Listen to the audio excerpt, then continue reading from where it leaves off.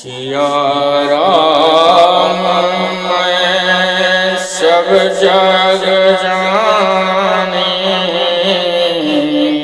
करहु प्रणाम जोर जुग पानी।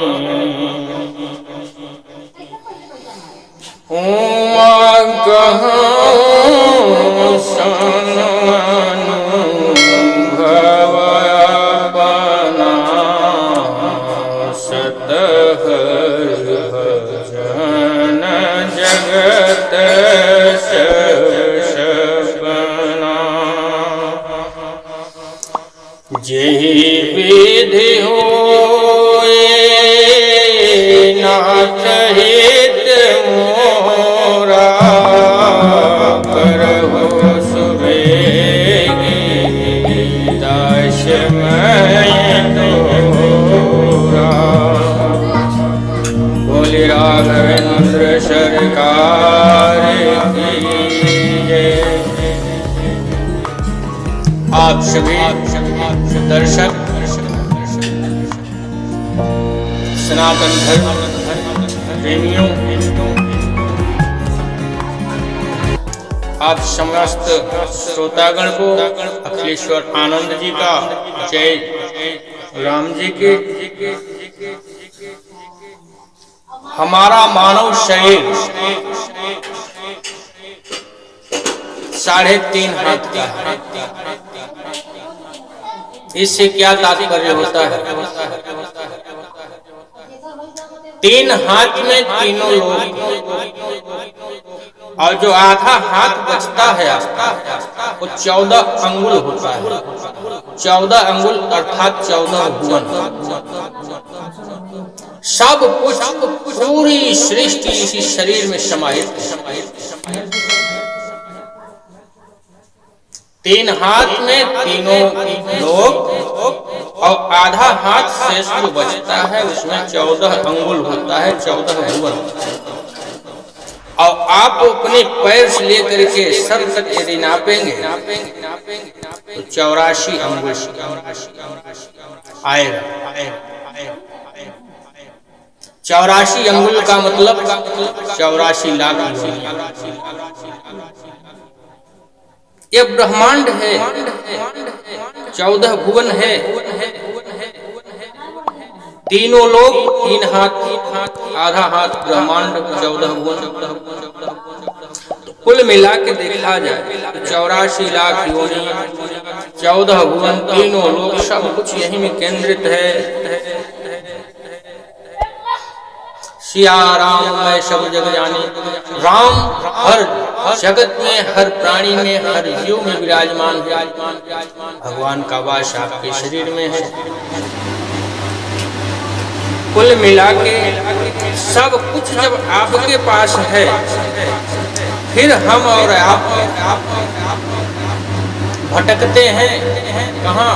यहाँ वहाँ, दर दर मंदिर, शिवालय, देवालय घुमा करते हैं।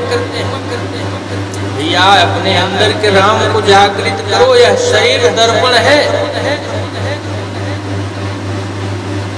दर्पण को साफ करो। आपका जो असली चेहरा है दिखाई देने लगेगा। आप हैं कौन? आप ईश्वर के ही एक अंश हैं। सूर्य रूपी परमात्मा के हम एक किरण हैं। लेकिन ये तब तक आपको दिखाई नहीं देगा कि आप उसी परमात्मा की किरण हैं, जब तक आपका ये मैला हुआ दर्पण साफ नहीं होगा। तब तक आपका प्रतिबिंब उसमें सही सही दिखाई नहीं पड़ेगा। आप इसी माया में भटकते रहोगे। आपका प्रतिबिंब कैसे साफ होगा? जब दर्पण साफ होगा तब आपका प्रतिबिंब साफ होगा। अर्थात हमें अपने मन को देखने में हमारे मन के अंदर ईश्वर है, जानते सभी हैं, लेकिन दर्शन कोई नहीं सकता। दर्शन सिर्फ वही किया अपने मन में ईश्वर को पाया जिसने अपने दर्पण को साफ किया। आप सब भी अपने दर्पण को साफ कीजिए। दर्पण कैसे साफ होगा? बाहरी जो मार्केट में मिलने वाला दर्पण है उसको तो कपड़े से या अन्य किसी वस्तु से आप साफ कर सकते हो, लेकिन ये मन के अंदर वाला जो दर्पण है, ये दर्पण कपड़े से साफ नहीं होता। इसके लिए मन को साफ करना पड़ता है, इसे निर्मल करना पड़ता है, इसे उज्जवल करना पड़ता है। ये निर्मल कैसे होगा? यह निर्मल होगा भगवत कीर्तन, हरि भजन। तो हरि भजन इस व्यस्त दुनिया में किसी के पास इतना समय नहीं, तो वह ईश्वर का भजन बैठ करके कर सकते। तो काम करते रहो, राम कहते रहो, वक्त जीवन का यूं ही निकल जाएगा। गर लगन सच्ची भगवान से होगी तुझे,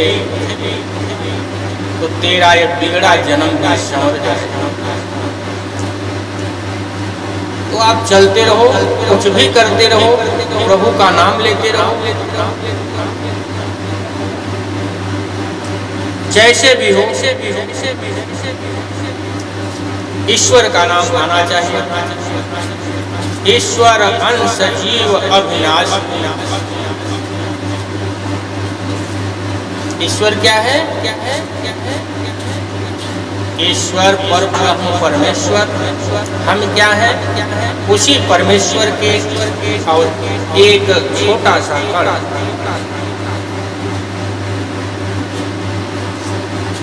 अब हमें अपने कण को, जैसे छोटा सा दीपक का महत्व कब होता है समझ में? जब अंधेरा होता है।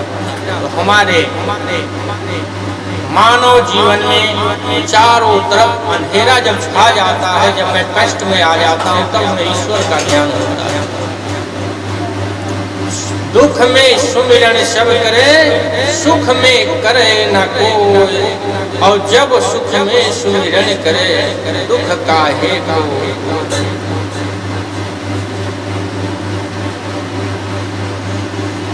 हमारी कथा में बहुत जगह मिलते हैं ऐसे लोग, महाराज जी अभी तो मेरी उम्र बड़ी है, कर लेंगे कभी। यदि आप जवानी में भजन नहीं कर पाए तो बुढ़ापे में कभी नहीं कर पाओगे, क्योंकि बुढ़ापे में माया दिन प्रतिदिन आपको ग्रसित करने लगती है। जैसे जैसे आपकी उम्र बढ़ेगी, आप माया के वशीभूत होते जाएंगे। छोटे से बालक को देखिए, एकदम बिंदास रहता है, केवल भोजन से मतलब होता है। दिन भर अपने साथियों के साथ खेलेगा, जब भूख लगेगी तभी माँ के पास जाएगा। लेकिन जब कुछ और बड़ा हुआ, उसका नाम पाठशाला में लिखा दिया गया, गुरुकुल में जा रहा है, उसके ऊपर कुछ जाल पड़ा, लोड बढ़ा, धीरे धीरे धीरे धीरे करके फिर वो पढ़ा लिखा, उसका शादी विवाह, जैसे जैसे लोड आप देते जाओगे जैसे वैसे माया में भिड़ता चला जाता है उम्र के आधार से। तो जो बचपन में नहीं कर पाया, आप एकदम खाली हो, आपके पास कोई वर्ष नहीं, कोई काम नहीं है, तब आप नहीं कर पा रहे हो। जब आपके पास पूरा बोझा हो जाएगा फिर आप कैसे कर सकते हैं? बुढ़ापे में क्या होता है? आपके योग्य काम तो है नहीं, लेकिन आपको यह चिंता बराबर सताएगी कि जो मैंने पैदा किया, जो मैंने यहाँ किया, इसको कोई बिगाड़ ना दे। मेरे बच्चे लायक जो इसको संभाल सकें। या आप क्या लेकर आए थे, क्या लेकर के जाओगे? जो पाया यही पाया और यही छोड़ के जाओगे। व्यर्थ में चिंता क्यों? क्यों करते हो? जब कुछ लेके जा सको तो फिर चिंता करो। जो रहेगा अपना देखेगा। बड़े भाग्य मनुष्य तन पावा, बड़े भाग्य से मनुष्य शरीर का उद्भव होता है, प्रादुर्भाव होता है। और इस मानव शरीर में ईश्वर का प्रादुर्भाव हो जाए इससे अच्छा सही। यह केवल पुनः पुनः जन्म और मरण से मुक्ति का एक बहुत ही सरल मार्ग है, मनुष्य को मिलता है। जब आप अपने कर्म के अनुसार मुक्ति प्रदान प्राप्त कर सकते हैं, ईश्वर आपको मुक्ति प्रदान करेगा। लेकिन आप उस मनुष्य तन में भी आकर के वही निकृष्ट काम करते हो, चोरी करते हो, जुआ खेलते हो, शराब पीते हो, लंपट पुरुषों वाला काम करते हो, चरित्रहीनता का, पराई नारी पर नजर रखते हो, पराये धन पर नजर रखते हो। क्या है? इतना सुंदर भगवान ने दिया आपको। पहला सुख हो सुंदर काया, दूसरा सुख हो घर में माया, तीसरा सुख पति पिता नारी, चौथा सुख पुत्र आज्ञाकारी। 4 प्रकार के सुख होते हैं। ईश्वर ने तो आपको पहला सुख दे दिया, अच्छा खासा शरीर, नख से सिर तक देखने लायक बनाया।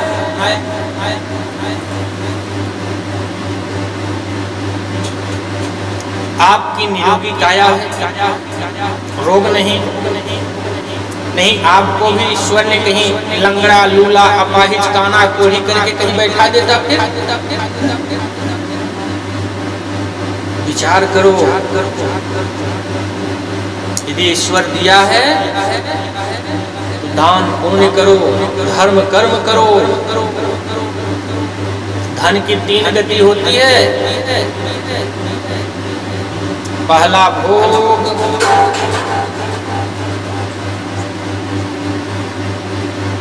यदि ईश्वर ने आपको धन दिया उसकी 3 गति।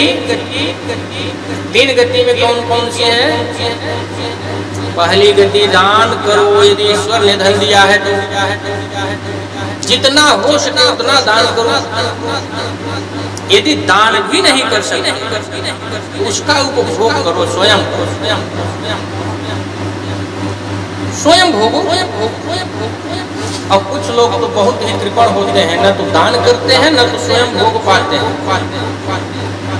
उनके धन की एक गति और होती है, अंतिम वाली 3री गति नाश, सत्यानाश। आपके कुल खानदान में कोई ऐसा पैदा लेगा जो आपने इतने दिनों से कपट के रखा हुआ है, दूसरे का लूट खसोट के रखा हुआ है, बेईमानी शैतानी करके रखा हुआ है, वह सब शराब, जुआ, रंडीबाजी सब में वैश्यावृत्तियों में सब समाप्त करके तहस नहस कर देगा। इसलिए ईश्वर यदि आपको धन दिया है तो पहला धन की गति जो होता है दान का, दान और धर्म, उससे भी यदि बढ़ जाता है तो भोग कीजिए स्वयं। यदि आप दोनों से वंचित रह जाते हो ना तो सब कुछ सत्यानाश, अंतिम गति। तो नाश मत करवाओ। धन की जो गति होती है उस गति के अनुसार 1 नंबर 2 नंबर तक जाओ, नहीं जाओगे तीसरे में सत्यानाश है। कुछ लोगों के यहाँ आप देखते होंगे कोई भिखारी आ जाता है, एक ब्राह्मण याचक आ जाता है, लोग कहते हैं अरे इतने अच्छे मुस्तंडे हो, काम करो, भीख मांगते। भैया वो याचक बन के आपके यहाँ न जाने किस वेश में नारायण मिल जाए, हो सकता है ईश्वर ने ही आपके यहाँ आ गए।